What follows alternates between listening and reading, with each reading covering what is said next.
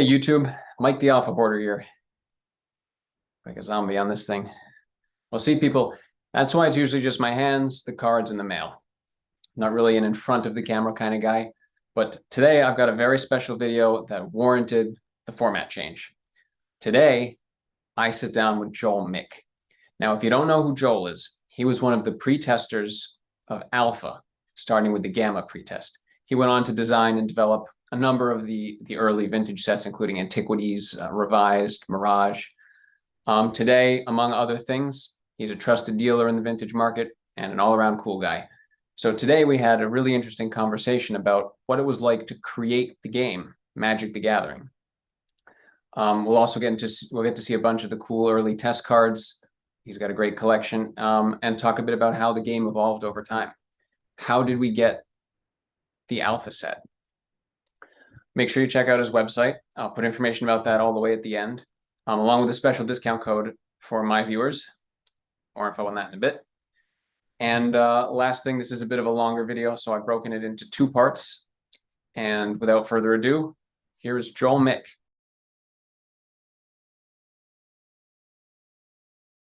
Hey. Hi. Can you hear me? Yeah. Lulu says hi too. Oh, look at that. Hey, buddy. Thanks for doing this. I really appreciate it. Sure, yeah. Hope it turns out well. I guess we'll jump right into it then, if that's all right. Sounds good. Okay, so Joel Mick, who are you? Just a guy, happened to be involved in Magic by being in the right place at the right time, I guess. Set that stage for me, if you don't mind. What year are we talking? Yeah, we're talking about 1992, and I was attending the University of Pennsylvania in Philadelphia for law school, and I started playing bridge at the Penn Bridge Club.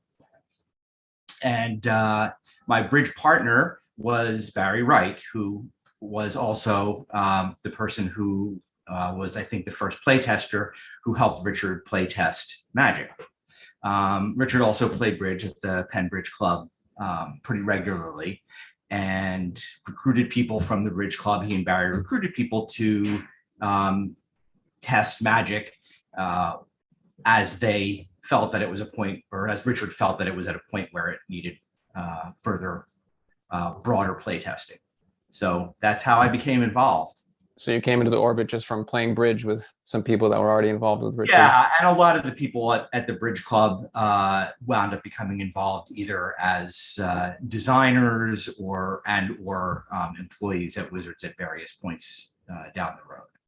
Okay, so before Alpha, I understand there was an Alpha, a Beta, Gamma, Delta, Epsilon. Do I have that right?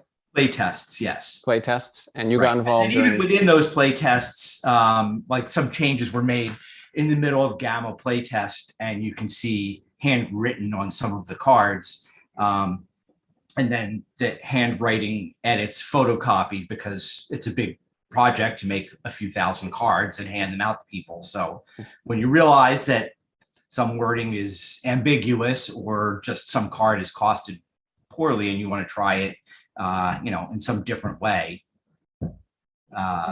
you do that. So yeah, there were some but basically in terms of like main series of playtest cards that are clearly can be distinguished from one another because they're printed on different paper and so forth. Yes. Okay, so you get involved in the beginning of Gamma or somewhere in Gamma? Yes, somewhere early on in Gamma playtest. What does the game look like when you walk in? I'm sure it's got to be a little bit overwhelming. Were there specific problems? Were you challenged with solving anything specific? What was the state of the game? They weren't my problems, and nobody, you look at it now in the context of, it's almost $1 billion a year in sales from Magic, so many years down the road, and so many products and so many cards published, and it's this huge thing. And I think if you project back in time, you can feel like there was a lot of stress on the playtesters that just wasn't there. I mean, nobody had any sense that it was going to be a huge success. It was just something that our friend was designing, and it was fun and it was addictive, and so we played it as, I mean, it wasn't a job to play test it, right? We kept playing it because it was addictive. So it was just for fun. Oh yeah, yes, completely just for fun. What was your impression at the time of the game? You mentioned that no one expected it to be what it is. There's no surprise there, but what was sort of your impression? Did you feel like it had potential? Was it just sort of something you were doing for fun? And who knows if it's going to last? Well, I don't know that I necessarily trust my judgment about that. The game was clearly special in that it was very addictive. We would go out to dinner, groups of play testers, and all we would do was sit around and talk about the game and the cards and which cards should cost more and which cards or what decks could be built using certain cards and how frustrating it was to play against land destruction decks and making pacts not to trade sinkholes to certain specific people who were building sinkhole decks and things like that. So obviously if a game elicits that much interest from the playtesters, then that's a good sign. So you each had some number of cards that you kept with you, you carried around with you. Yeah, What decks Richard with gave them? us each, I think a deck of, I don't know, remember exactly, probably a deck of 60 cards, and we would choose which ones minimum of 40 we wanted to play with, and you would play for ante. And yeah, that was it. And then at certain points, Richard would inject additional cards into the playtest by giving all the playtesters some number of additional cards just to get a test of what it would be like when the card pool was larger, kind of more simulating what it would be like to the consumer when they were able to buy more cards. What was the sort of larger creative process like? So my brother-in-law had taken a stab at trying to make a card game. It didn't work out, but one of the things I noticed when he was doing that was just how complicated it is, because you've got rules that are probably still changing. You've got cards that are still changing. Anything you change over here affects something over there. How did you guys go about that? You mentioned some conversations about this should cost more or less, or was it just all done in conversation? How did you guys sort through this to something that was stable? Well, Richard, obviously, Richard is the designer of the game, so I can't really, I can't overstate his importance in the process. There were a lot of play testers, and the play testers had a lot of discussions, and we had no hesitation complaining to Richard about the stuff we didn't like about the game and telling him how he should fix it. But ultimately, it was Richard's. It was Richard's game. It was his design. So, that's sort of how the process worked. It wasn't a group of people sort of sitting down and adjusting card powers and rules and things by committee. It was, Richard would ask for feedback on certain specific things, or you would just run into Richard, or be playing with him, or be watching you play or whatever, and you would pass along your feedback. So this playing was taking place sort of out in the wild. You guys were just doing this on your own time here and there, and then you'd eventually reconvene. And we'd get together before Bridge Club and do it. A lot of us would get together and play games several nights a week. So we would get together and play Magic as part of that mix. And obviously, as addictive as the game was, it took over a larger and larger percentage of that, that game playing. I gotcha. So it sounds like people gravitated to different kinds of decks early on. Yeah. And there were a decent number of play testers. I mean, there were, to my knowledge, at least in the ballpark of 20 play testers during Gamma. So to some extent, there were isolated pockets, but there was a lot of mixing. Might be that, person A is not friends with person B, but Barry is friends with both of them. And so, Barry's playing person A and might win some card from person A and then go play person B, might lose or trade the card to person B, or just tell person B, oh, here's what person A is doing. So it was almost as you would see Magic being played by the players, early on during alpha and beta, when there were people around, but there weren't a huge number of them. What sort of decks did you like to build in the beginning? I guess I've always leaned a little bit towards permission. Honestly, I don't recall too much specifically. I do recall I had a box of playtest cards that got set aside when. Well, let's put it this way: when one playtest was done, all of those playtest cards would get set aside, and we would make a new series of playtest cards, right? So all the old cards are off sitting somewhere in a box or getting thrown away or whatever people chose to do with them. And then when I went to work at Wizards, all the playtest cards got put away, and I had a ratty old Kinko's copy paper box, and I probably had 500 to 1,000 playtest cards just sitting in there, and they moved around across the country with me, 10 times or something, and not quite sure why I held onto them, but I did. And when I did eventually open it up and kind of go through the cards, I remember, there were 7 Ancestral Recalls in there, I guess Ancestral Memories as a playtest card, because it was a common in Gamma, and it was pretty broken, right? So I obviously tried experimenting by figuring out what cards were powerful and trying to accumulate them, and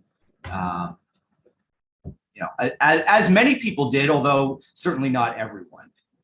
There were also people who just did what Richard intended, which is, wow, that's a cool card. How can I make this card work? I want to kill my opponent with this card, right? Or dragons are so cool. I want all the dragons, and I'm going to kill you with my dragons. So it sounds like the fundamentals of the game were there as early as Gamma. Yes. And I mean, you can look at the cards in Gamma, and it's a pretty much direct overlap with what's in first edition. There were some rarity shifts, there were some casting cost changes, there were cards added, but most of what's there wound up making it in one way or another into first edition. There's a couple of those I'd like to ask about. Maybe in a little bit we can show some. Sure. But I guess we'll finish the story part first. So now we get to Delta. Gamma becomes Delta. What distinguishes these phases? Is it just that Richard decides he's got enough changes and he wants to do a new version? Was it sort of time-based? What makes it Delta instead of Gamma? Well, part of what happened is Richard got his PhD and moved to Walla Walla, Washington, to teach math at Whitman College, I believe. And I believe this is in 1992, a fall of 1992. And so Richard's not in Philadelphia to produce playtest cards anymore. And I hope I'm getting this timing right. But what I do know that happened is there were different sort of subgroups of playtesters, and one of the subgroups, of which Bill Rose and I were sort of the main leaders, or so to speak, created subsequent series of playtest cards where we adjusted casting costs on cards that we thought made the games not fun, were too strong. People would just want as many copies as they could get, as well as experimented with some other ideas that we personally had that weren't in Gamma. Okay, so you guys were doing some on the side experimentation, even though Richard was the one calling the shots. You guys might have cards in your decks that you had just sort of tweaked yourself. Yes. So for an example would be the dual lands first appeared in Delta. And they wound up making it into first edition because it was something that Richard, saw and liked and thought added something to the game that he liked. Had he not considered early on that it might be multicolored decks? Was it meant to be sort of monocolored originally? No. It was when you were given 60 cards, they were evenly distributed across the 5 colors, just like the early starter decks were. And so playing with a minimum of 40 cards, you were pretty much forced to play at least 3 colors, and sometimes 3 colors with a splash of a 4th color.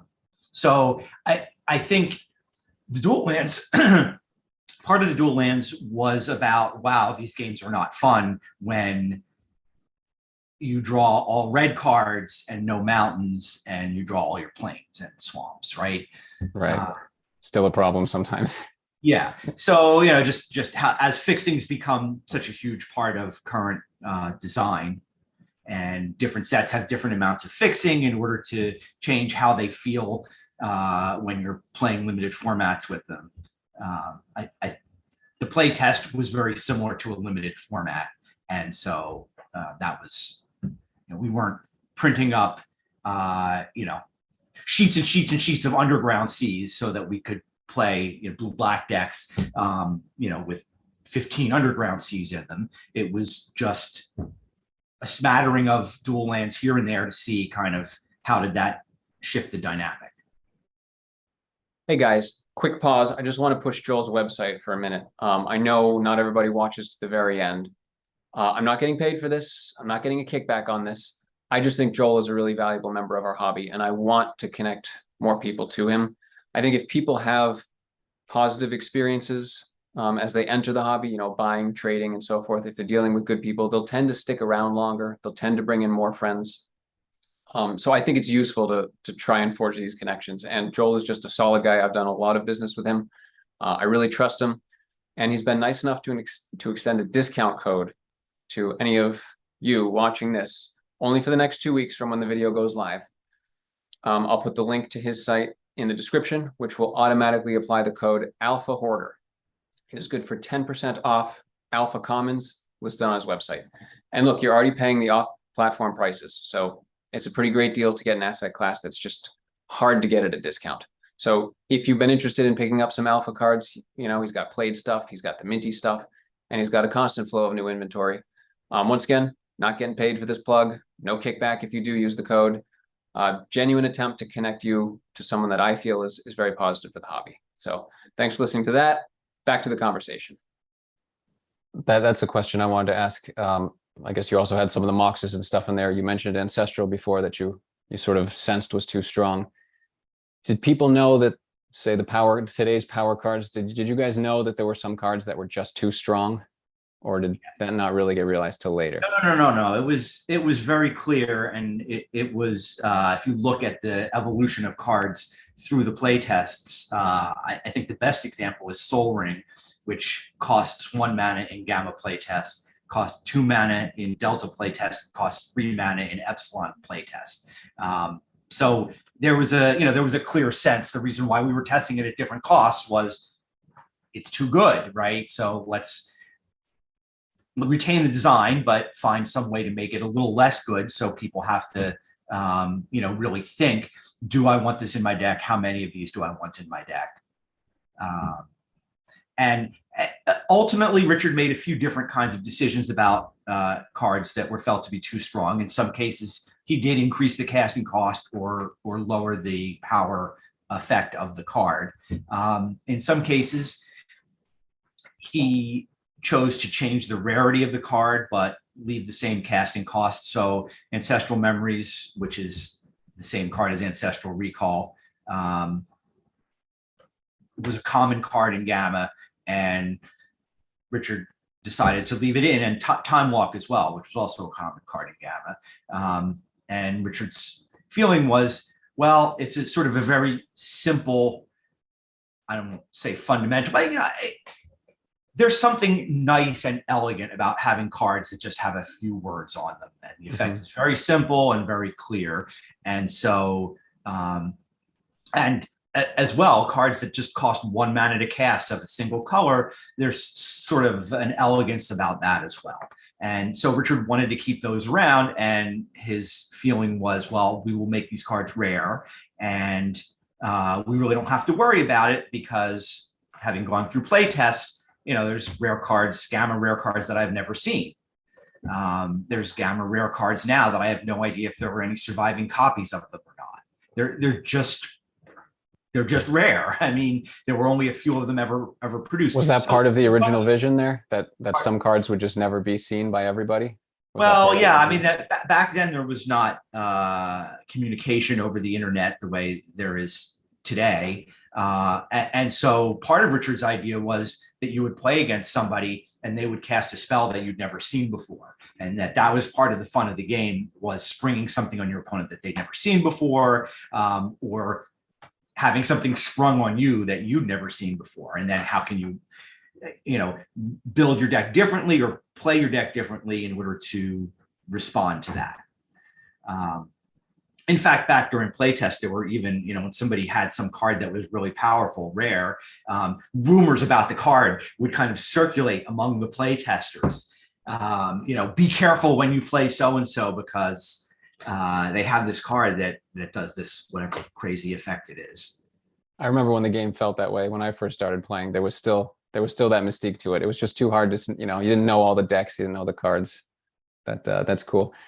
Specific to Ancestral Memory, maybe you shared some pictures with me. I seem to recall the casting cost getting increased and then getting set back to 1. How did some of those decisions happen? Well, in Delta playtest, we increased the casting cost to 3, I believe. Keeping it uncommon, I suppose. So it was common in Gamma playtest. I'm not sure whether it was common or uncommon in Delta. It's hard to. So on Rarity, we have surviving copies of the sheets that Richard photocopied when making Gamma playtest, and I got copies of those from him 5 years ago out of interest and for some other collectors' interests and so forth. So we know the exact rarities of all the cards and we know the complete card set. Delta and Epsilon, to the best of my knowledge, Bill Rose had the sheets that we used to make those playtest cards. And he's told me he threw away all the playtest cards and all the playtest materials at some point. So we really don't know what all those cards are, other than if I have 5 of something, it probably in Delta playtest card, it probably wasn't a rare. Right. If I have 1 of it, maybe it was a rare, but maybe it was an uncommon, maybe it was a common that I just only happened to have 1 of. So cards like this that you could sense were maybe broken, did there tend to be a convergence, or do you remember, say, any arguments? Like someone wanted a card to go one way and someone else was adamantly against it. Were there any things like that sort of had to be teased out? Yes, you can. I mean, you have a lot of very opinionated, sort of young, mostly male playtesters, and yes, a lot of heated discussions. There were actually sort of 2 main factions. There was a playtest group with Bill Rose and me and Charlie Catino and Don Felice and Elliot Siegel and Howard Collenberg. And we had, I guess, sort of one type of design philosophy and one sense of what cards were too powerful and so forth. And then there was another group, which was Scaff Elias and Jim Lynn and Dave Petty and Chris Page, and which is the Ice Age Alliance's design group. And they had a somewhat different vision. So there were arguments within groups, but I think even the bigger arguments were from people in one group to people in the other group. What would you say how would you articulate the differences in vision? What do you mean by that? I think part of it was arguments about power levels of cards, because there wasn't the kind of experience that you have today, right? I mean, today, Pro Tour players will look at a new card set and be pretty close to spot on about what cards are going to see constructed play and what formats and what the top cards are in each commonality for draft and so forth. But we just weren't that good at evaluating cards back then, which is, in fact, part of the reason why you see such a divergence in the power level of cards. You have cards like Wards and Laces, which are super narrow and super weak, right? And then you have Ancestral Recall, which is incredibly powerful. Richard wanted people to be able to figure out for themselves what cards were good and what cards were not. And that design philosophy even carries through to today. It's just that the card powers levels need to be a lot more compressed in order for people to be unsure about how really good certain cards are. Was there ever a specific change that came down from Richard that you really disagreed with at the time? Boy, I can't say that I remember that. I wish my memory was better than it was. So I don't have an answer to that. Okay, no problem. So how did you guys know when it was ready? Was that just Richard's call? Was it a deadline question? Or was there a point when people kind of stopped wanting to see changes and, something in the gameplay had just unlocked? Yeah, that all happened on Richard's end with Richard and Peter Adkison, who was head of Wizards of the Coast at the time, who was the publisher. And there were actually two companies. There was Garfield Games, which was owned by Richard and various people that were friends of Richard's, who Richard solicited to invest in Garfield Games. And then there was Wizards of the Coast, who was a role-playing game publisher, and publishing role-playing games, I guess, is somewhat more expensive than, at least for cost of goods. The margins are lower, I believe, on role-playing games. You can imagine ink on paper cards is pretty cheap, right? Think your playing card deck that you pick up at the corner store for 50 cents or $1, whatever it was back then, right? And so the fact that you can print these things up and sell them for $8, there's a lot of margin there that you can't really have with book publishing. So in any event, and there were some lawsuits going on at the time. There's I think some sort of infringement suit against Wizards of the Coast by White Wolf, I believe, over some role-playing game supplement that Wizards of the Coast had published. So it was sort of a complicated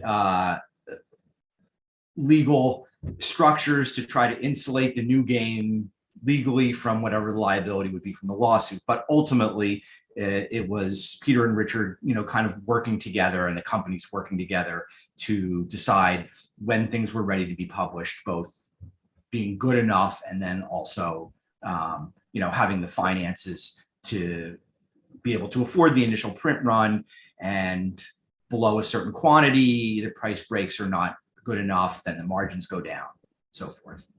So you guys are all just doing your thing, and at some point, the word kind of comes down that we're going to production with it. Is that right? Yeah, I mean, going to production, you have to remember there needs to be 300 pieces of art commissioned, right? So it's not like, oh yeah, the card powers and the rules are ready, so let's publish, right? There was a lot of stuff going on in parallel, right? There's the we're going to publish this at some point. How do we get art for it? How do we need to design a card back? Jesper Mirfors was enlisted as the first art director for Magic and created the Magic card back and created sort of an overall vision for the look and feel of the card and the type of art and so forth, and enlisted artists that were friends or associates of his to create art for the cards. And interestingly, the company didn't have very much money. So basically they got sort of either art students or recent graduates of art school, and offered to give them, I believe it was like a 2.5% commission on sales for the entire product, divided equally based on how many pieces of art you had in the product. And then there may have been some, small fixed amount paid as well, but pretty much the idea was, let's get as much free labor as we can, give out, royalties or equity in the companies, and just use all the money that we have to actually pay for production of the cards.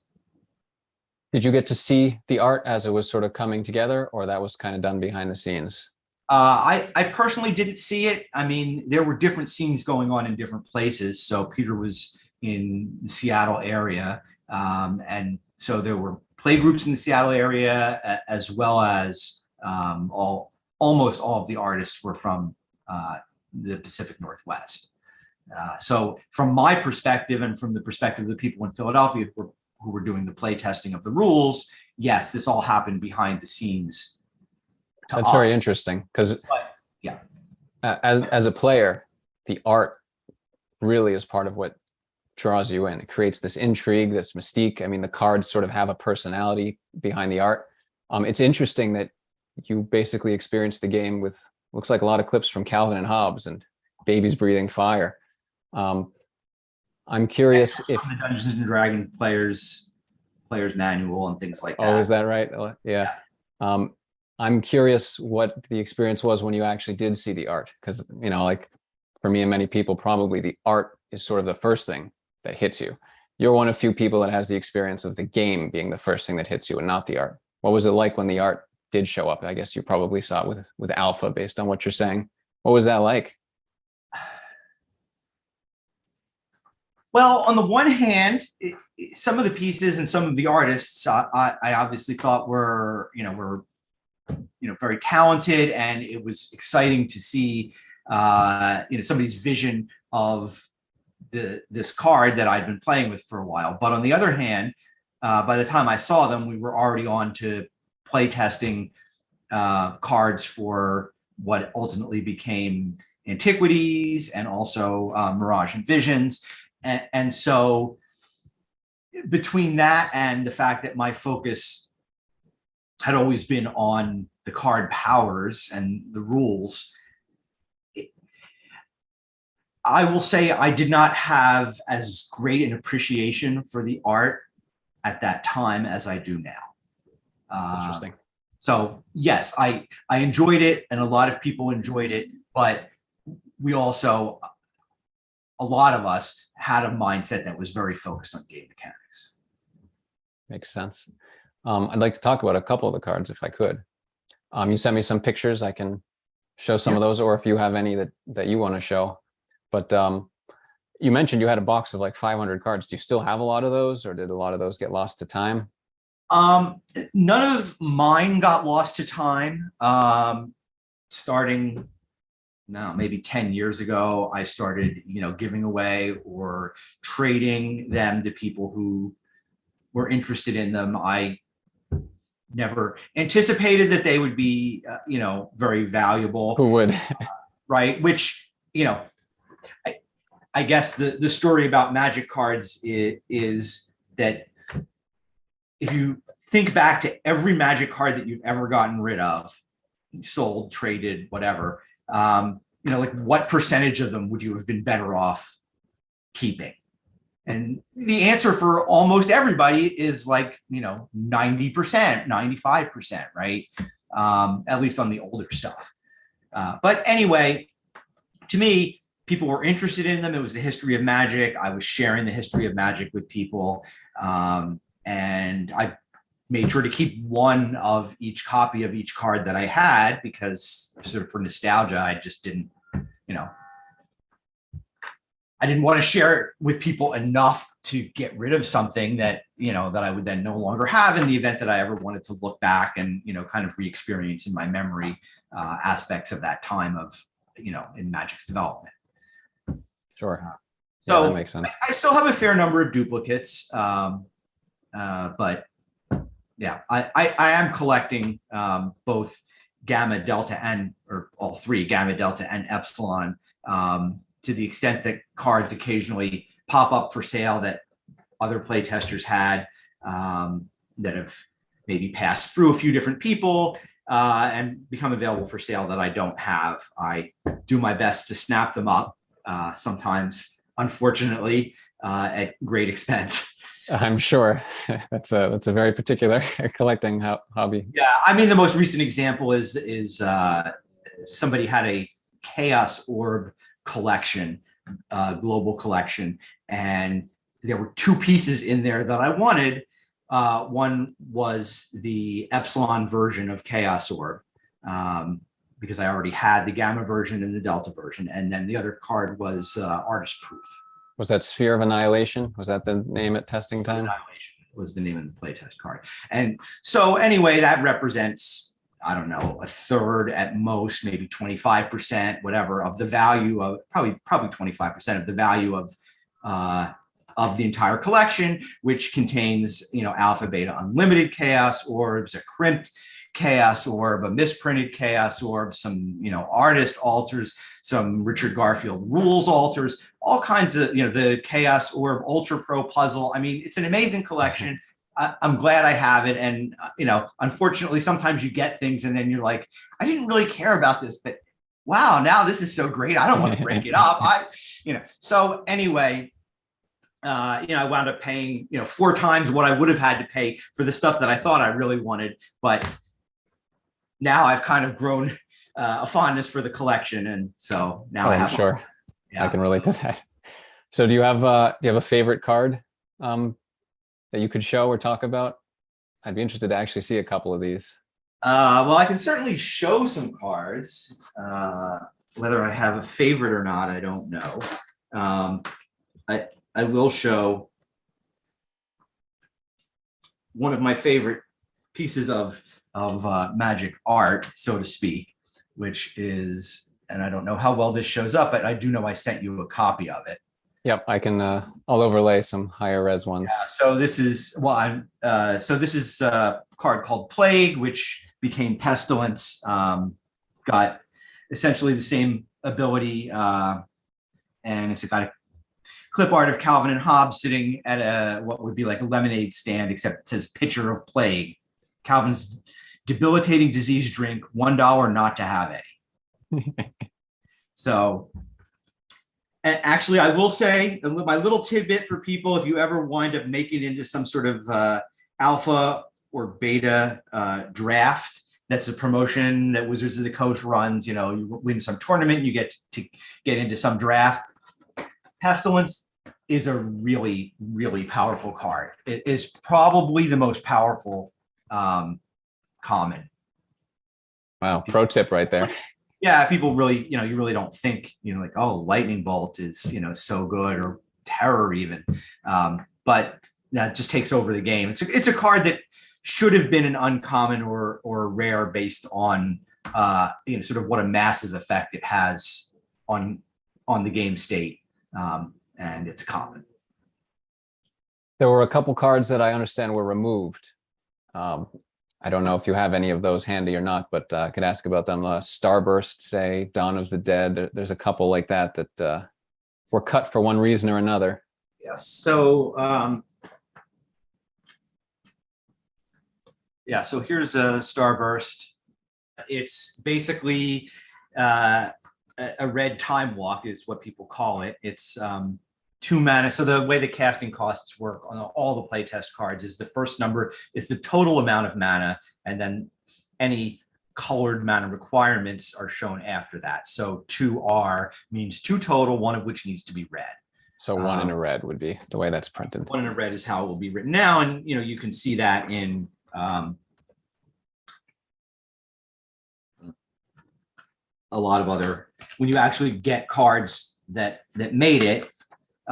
You'll go through and you'll just consistently see, here's Phantom Monster and it's 4U, which is the cost it was published at, 4 total, one of which needs to be blue. And Illusionary Forces or Phantasmal Forces, I guess, same thing. Anyway, so the funny story behind Starburst, first of all, people ask, why did Starburst not make it? And my first response, sort of tongue in cheek, is, well, red's not supposed to get any cards that are that good. Blue's supposed to get all the good cards. You can't get color, right? You can't mess that up. What are we gonna have, the power 10?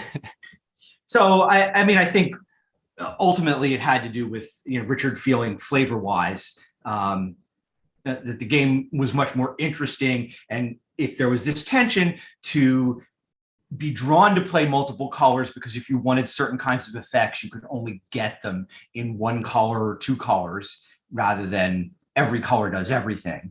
And so then that creates the tension of, well, I do want to play multiple colors, but on the other hand, then my mana base is less consistent because I might not get the colors I need to cast the spells that I'm playing with.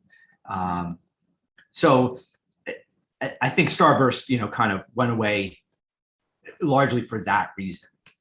And that would be an example of something that Richard just kind of comes down and says, or was that Yeah, coming from decided. you guys. I wasn't around. It wasn't like he sort of came down and said it. He ultimately edited the file at the end and sent it to Wizards as to what And the it's card. gone. And that's what he decided. Yeah, and I mean, it's interesting to see even over time how that's played out over the last 30 years, right? So if you look at what colors get time walk effects, red actually does get time walk effects. It just doesn't get them the same way that blue gets them, right? Blue gets the sort of, you pay some amount of mana, whether it's 2 mana or 5 mana or 8 mana or whatever, and you get an extra turn or 2 extra turns or whatever you get. And red gets that effect, but there's some sort of penalty involved, like Final Fortune, where you lose the game after your extra turn, for example. Right. So sort of the early what became the color wheel, I guess, Yes. is already in there. Any other cards like that? Those are sort of interesting to see. Chaos, I think, is one that was lost. Let me see. So I do not have a Chaos. That was a rare, but I have sort of like a stamp album, right? The way I collect these playtest cards, at least for Gamma, is I know the cards I don't have because I have the sheets from Richard. So I have made these sort of smaller sized photocopies and cut them out and put them in my album to show me what I'm missing that I would eventually like to be able to acquire. But yes, so Chaos is mix hands with your opponent and take back the same number of cards you started with. Permanent. So Richard did find during playtest that there were certain types of effects that the players just didn't like. And some players didn't like ante at all because it feels bad to play a game and lose what might be your most powerful card, or at least that you believe your most powerful card, or even to lose a basic land when, maybe you only have 5 mountains and you have a bunch of good red spells and you're already sort of casting your good red spells inconsistently because you only have 5 mountains in your 40 card deck, and then you ante a mountain and then you don't draw a mountain during the game because you have even 1 less mountain to draw, and then you lose it forever. Didn't feel good. So the cards that made permanent swaps of ownership were unpopular with a lot of the play testers, and a lot of those didn't make it. Trying to recall whether anything, I guess in some of the expansions, right? I think what's left, right, that did get published was cards that let you change ownership of cards that are in the ante. Yeah, you could sometimes swap your ante for something else, things like that. Yeah, Maybe add an extra card to the ante with Contract from Below and things like right. that. But yeah, so the cards that did the permanent swaps wound up not making it. I had always wondered why some of the language on the cards clarifies that you have to give the cards back at the end of the game. I guess that's because for a while you didn't. If it said to swap, that really meant swap. Here's a pretty powerful card. Stone Rain. Look how much it costs. 1 red, destroy 1 land. So I guess it was determined that was too good. So in the middle of Gamma playtest, new version. We had now another. It costs 2 mana total, 1 and 1 red. So, figuring it out.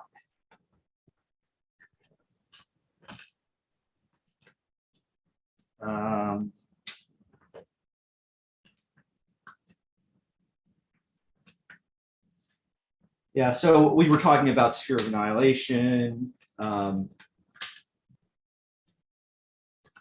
think I sent you a copy of this, but this is a Sphere of Annihilation from Gamma Playtest. I always tell people this card needed to be weakened because this sphere, you only have to flip it from 6 inches above the surface, not a whole foot.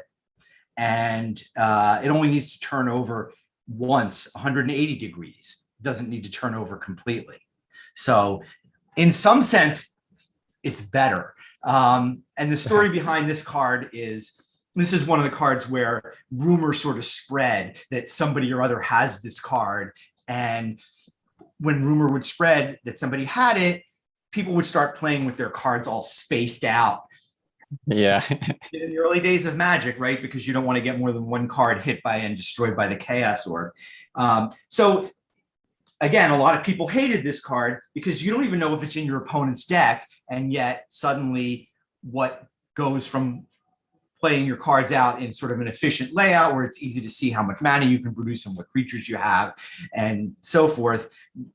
Suddenly playing the game takes, 5 times as much space, and it's really hard to see what's going on because the cards are spread all over the place. So people would, tell Richard, hey, that's a bad design. We don't like it because of that reason, right? And ultimately, again, this is one of those things where, well, Richard liked the surprise value of it, and different people approach games in different ways, right? Some people play games very competitively. I mean, we talk about sort of the Timmies and the Spikes with Magic, and so obviously the people who were complaining about Chaos Orb were the people who were sort of the most competitive of the play testers, and they wanted everything to be sort of strategy and tactics and intellectual skill intensive. And they really didn't like the idea of anything that involved manual dexterity.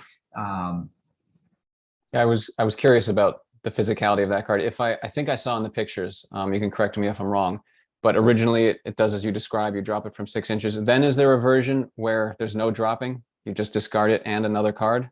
Yes. So the players who didn't like the physicality of the card and didn't like the spreading cards out all over the place came up with the Delta version, which is basically a Vindicate, 3 mana of any color.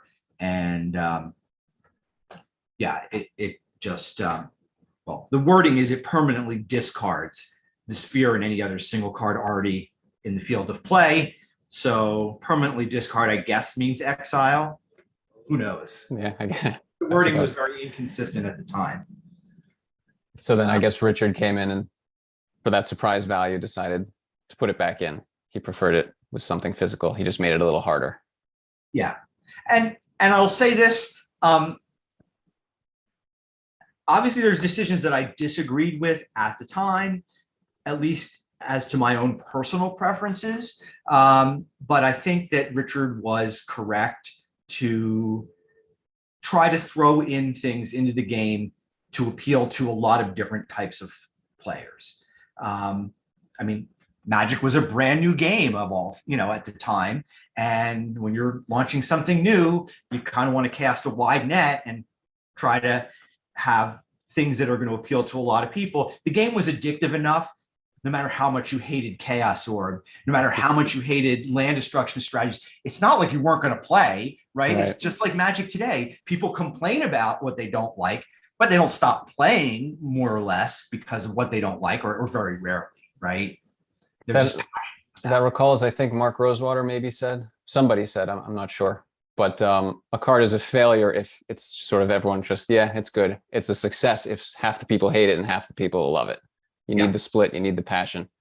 I guess that's exactly what we're seeing. Richard is already sewing that into the fabric of the game. Yes. Very cool. Anything else you want to show out of that? Another example, I mean, here's another example of a card where people really mind twist, right? One of, kind of the most hated cards because it means that your opponent can at least sometimes make it so that you basically just don't get to play a game of Magic, right? So some of the playtester didn't like it, and in Epsilon playtest, first of all, it wound up getting shifted to red. And second of all, it's basically like a pumped up Hymn to Turok, right? It's opponent must discard 3 cards of their choice for 3 mana, 2 of which need to be red. So again, so that with the randomness, right, there were players who really did not like random discard, for example, right? Because how bad does it feel when you get hit by a Hypnotic Spectre and you've got 6 cards in hand and one of the cards is going to get rid of the Hypnotic Spectre next turn, but you know, That's you're the one tapped you out or lose. whatever, and oops, that's the card they get, right? Yeah, yeah. Now it's strange that people feel that way because of course you're drawing cards from your deck at random, right? So there's still going to be this randomness of, well, which card did I draw? But psychologically, it's it feels worse to have something and have it taken away than never to Yeah, have it. I get right? it, because you started forming plans already, and you Yeah. know, it's different than the unknown. Your website, do you want to pitch what it is? Oh, www.ancestralmtg.com. And that's the best way to find you and reach you. Yeah, and from there, there's some main navigation across the top. There's a Learn tab that you can click on and has information about alpha-only formats and in the future information of the type that I explained to you. So That's great. Well, thank you so much. come see me, people. Send me messages. Tell me what you like to collect. Let me know if I can help you find things that you're looking for. Thanks for watching. If you liked the video, then don't forget to give yourself a thumbs up in the mirror. See you next time.